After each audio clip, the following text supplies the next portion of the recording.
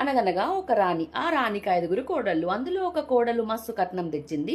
మిగతా 4 కోడళ్ళు అంతగా కట్నం తీసుకురాలేరు. సో ఆ మస్సు కట్నం తెచ్చిన కోడలేమో గారాలి పట్టి అయ్యింది. మిగతా 4 కోడళ్ళేమో గాడిదలు అయ్యిండ్రు. గాడిదలను ఎందుకు అంటున్నానంటే వాళ్ళతోటి గొడ్డు చాకరి చేయించుకుంటుంది అత్త కాబట్టి. అట్లాంటి అత్తలకు ఒక క్వశ్చన్ ఏంటంటే, అంగట్లో బర్రెలను అమ్ముతారు తెలుసా? బర్రెలని, దూడలని సంతలో అమ్ముతారు సండే సండే మార్కెట్లో. అట్లా అమ్ముకున్నావా నీ కొడుకులని ఏమన్నా? లేదు కదా.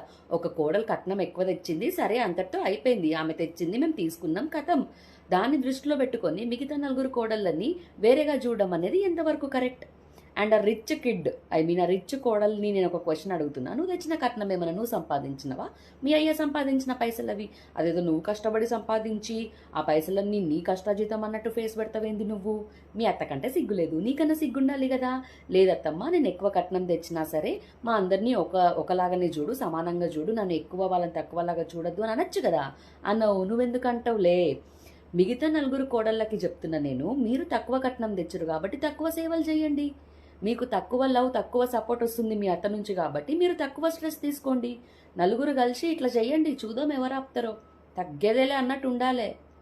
Rule is rule, rule for all కదా మరి. లేకపోతే పైసలు కాదు ఇంపార్టెంట్, మనుషులు. పోయేటప్పుడు తీసుకుపోతారా పైసలు? లేదు కదా.